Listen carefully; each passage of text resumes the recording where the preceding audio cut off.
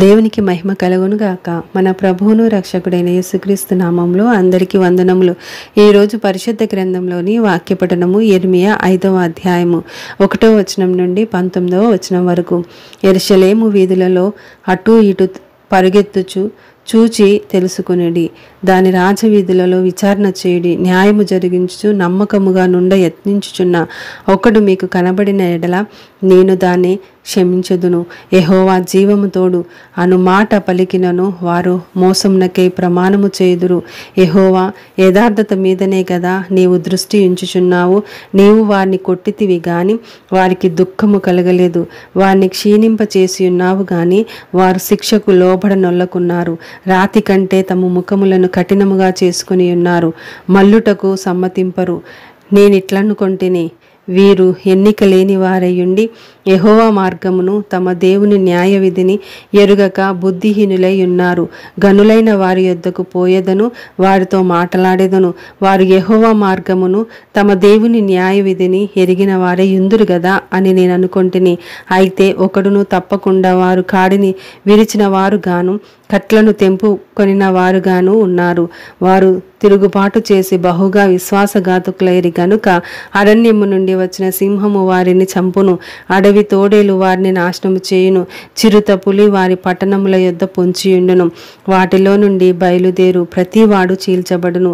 నీ పిల్లలు నన్ను విడిచి దైవము కాని వాటి తోడని ప్రమాణము చేయుదురు. నేను వారిని తృప్తిగా పోషించినను వారు వ్యభిచారము చేయుచు వేశ్యల ఇండ్లలో గుంపులు కూడుదురు. నేనెట్లు నిన్ను క్షమించుదును? బాగుగా బలిసిన గుర్రముల వలె ప్రతి వాడును ఇటు అటు తిరుగుచు తన పొరుగు వాని భార్య వెంబడి సకిలించును. అట్టి కార్యములను బట్టి నేను దండింపకుందునా? అట్టి జనము మీద నా కోపము తీర్చుకొనకుందునా? ఇదే యెహోవాకు. దాని ప్రాకారములెక్కి నాశనము చేయుడి, అయినను నిశేషముగా నాశనము చేయకుడి. దాని శాఖలను కొట్టివేయడి, అవి యెహోవావి కావు. ఇశ్రాయేలు వంశస్థులను యూదా వంశస్థులను బహుగా విశ్వాసఘాతముఖము చేసి ఉన్నారు. ఇదే యెహోవాకు.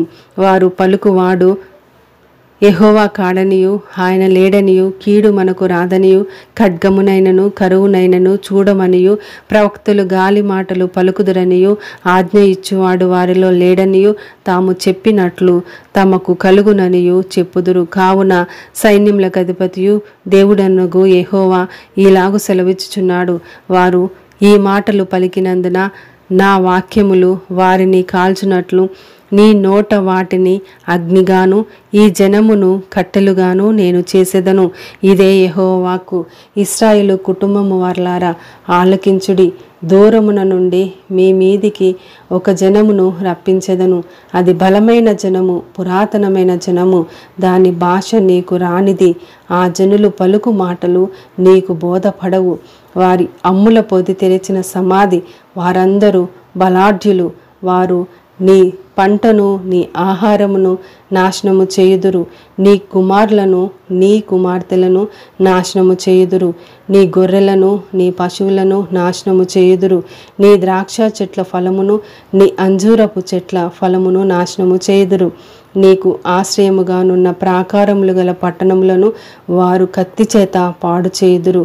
అయినను ఆ దినములలో నేను మిమ్మును శేషము లేకుండా నశింపచేయను. ఇదే యెహోవాకు. మన దేవుడైన యెహోవా దేనిని బట్టి ఇవన్నీ మాకు చేసినని వారడుగగా నీవు వారితో ఇలాగనుము, మీరు నన్ను విసర్జించి మీ స్వదేశములో అన్య దేవతలను కొలిచినందుకు మీది కాని దేశములో మీరు అన్యులను కొలిచెదరు అని యెహోవా సెలవిచ్చుచున్నాడు. ఆమేన్.